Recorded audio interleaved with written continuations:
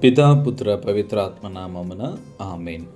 క్రీస్తునానియందు ప్రియ సహోదరి సహోదరులారా, ఈరోజు మనము యేసు తిరుహృదయ మహోత్సవాన్ని కొనియాడుతున్నాం. యేసు తిరుహృదయ మహోత్సవము అనంతమైన దైవ ప్రేమకు పిలుపు. ఈరోజు మనము చదువుతున్నటువంటి 3 దివ్య గ్రంథ పఠనాల ద్వారా 3 ముఖ్యమైన విషయాలను మనము ధ్యానం చేసుకుందాం. మొట్టమొదటిది, యేసు పవిత్ర హృదయము దేవుని అనంతమైన ప్రేమకు ప్రతీక. యేసు తిరుహృదయ మహోత్సవం అనేది దేవుని అపారమైన ప్రేమను ధ్యానించే గొప్ప పండుగ. యేసు హృదయము అనేది కేవలం ఒక శరీర భాగం మాత్రమే కాదు, అది ఆయన సంపూర్ణ వ్యక్తిత్వానికి, ఆయన దైవిక ప్రేమకు, మానవుల పట్ల ఆయన చూపించే కరుణకు ప్రతీక. యేసు హృదయములో దేవుని ప్రేమ యొక్క లోతు, క్షమ యొక్క గొప్పతనము, రక్షణ యొక్క రహస్యాలు కనిపిస్తాయి. పునీత యోహాను గారు రాసినటువంటి మొదటి లేఖను 4వ అధ్యాయము 8వ వచనములో దేవుడు ప్రేమ స్వరూపుడు అని రాస్తూ ఉంటారు. దేవుని స్వభావమే ప్రేమ.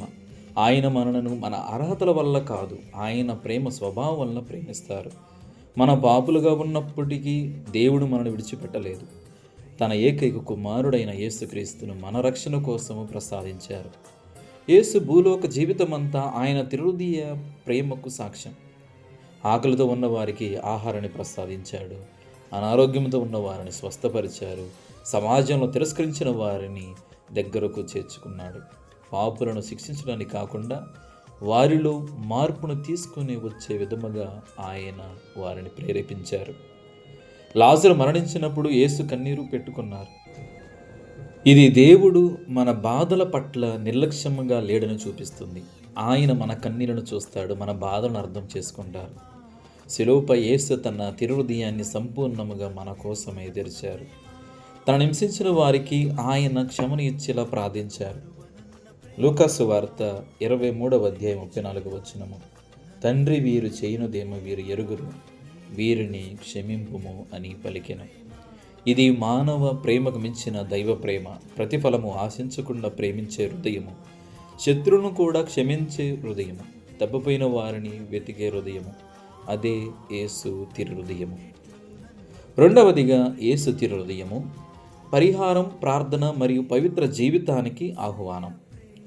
యేసు పవిత్ర హృదయ భక్తి పురాతన కాలము నుండి ఉన్నప్పటికీ 17వ శతాబ్దంలో ఫ్రాన్స్ దేశానికి చెందిన పునీత మార్గరెట్ మేరీ అలకోక్ ద్వారా ప్రపంచవ్యాప్తంగా విస్తరించింది. 1673 నుండి 1675 మధ్య కాలంలో యేసు ఆమెకు దర్శనమిచ్చి తన హృదయాన్ని చూపించారు. ఆ హృదయము మానవుల పట్ల అపారమైన ప్రేమతో మండుతుందని ఆమె అనుభవించింది. యేసు ఆమె ద్వారా సంఘానికి ఒక ముఖ్యమైన సందేశాన్ని ఇచ్చారు. మానవుల పాపాలకు పరిహారం చేయాలని, తన పవిత్ర హృదయాన్ని గౌరవించాలని, ముఖ్యంగా మొదటి శుక్రవారాలలో పవిత్రమైనటువంటి దివ్య సత్ప్రసాదాన్ని భక్తితో స్వీకరించాలని కోరారు. యేసు పవిత్ర హృదయం చిత్రంలో కనిపించే ప్రతి చిహ్నానికి లోతైన అర్థం ఉంది. హృదయం చుట్టూ ఉన్న అగ్నిజ్వాలలు యేసు మనపై చూపించే ఎన్నటికీ ఆరని ప్రేమను సూచిస్తాయి.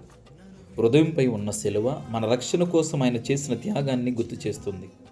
హృదయాన్ని చుట్టుముట్టిన ముళ్ళ కిరీటము మన పాపముల వల్ల ఆయన అనుభవించిన బాధను తెలియజేస్తుంది.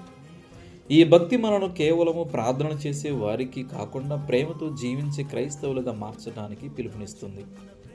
పవిత్ర హృదయాన్ని ఆరాధించడం అంటే యేసు హృదయములో ఉన్న లక్షణాలను మన జీవితంలో ప్రతిబింబించటము. అంటే క్షమించే హృదయం కలిగి ఉండటము, అవసరంలో ఉన్న వారికి సహాయం చేయడము, బాధపడుతున్న వారిని ఓదార్చటము, స్వార్థాన్ని విడిచిపెట్టి సేవ చేయడము. యేసు తిరుహృదయం మనకు గుర్తు చేస్తుంది. నిజమైన భక్తి బాహ్య ఆచారాలలో మాత్రమే కాదు, అది ప్రేమతో నిండిన జీవితములో కనిపించాలి. చివరిగా మూడవది, యేసు తిరుహృదయము మన హృదయాలను మార్చే శక్తి. యేసు పవిత్ర హృదయ మహోత్సవం మన హృదయాలను పరిశీలించుకోవడానికి ఒక ఆహ్వానం. యేసు మనను ప్రేమించినట్లుగా మనం ఇతరులను ప్రేమిస్తున్నామా? ప్రశ్న. మనకు బాధ కలిగించిన వారిని క్షమించగలుగుతున్నామా?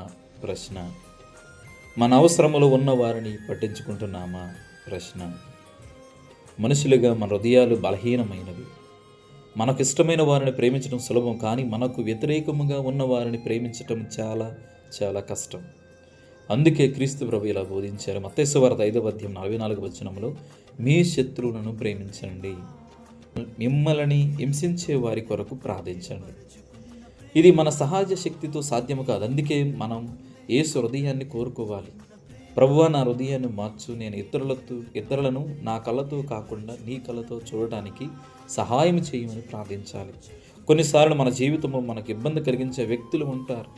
అలాంటి సమయంలో వారిలో ఉన్న లోపాలను మాత్రమే చూడకుండా యేసు వారిని ఎలా చూస్తాడో ఆలోచించాలి. ప్రతి వ్యక్తిలో దేవుని స్వరూపం ఉంది. యేసు ప్రతి ఒక్కరి కోసం తన రక్తాన్ని చిందించాడు. ఈరోజు ప్రపంచానికి అత్యవసరమైనది ప్రేమతో నిండిన హృదయాలు. ద్వేషం ఉన్న చోట ప్రేమను, విభేదాలు ఉన్న చోట ఐక్యతను, గాయాలు ఉన్న చోట క్షమను తీసుకుని రావడానికి యేసు హృదయం మనలను పంపుతుంది. క్రీస్తునాని యందు ప్రియ సహోదరి సహోదరులారా, ఈరోజు మనము క్రీస్తు ప్రభు యొక్క మనస్తత్వాన్ని, వ్యక్తిత్వాన్ని మనము కూడా అలవర్చుకొని ఇతరులను ప్రేమించడానికి మనము ప్రయత్నం చేయాలి. యేసు హృదయము ప్రేమతో మండుతున్న హృదయము. అది మానవాళి కోసము కరుణ, క్షమ, రక్షణతో నిండిన హృదయము. దేవుడు మిమ్మందరిని దీవించి కాచి కాపాడును గాక. ఆమేన్. పిత, పుత్ర, పవిత్ర ఆత్మ నామమున ఆమేన్.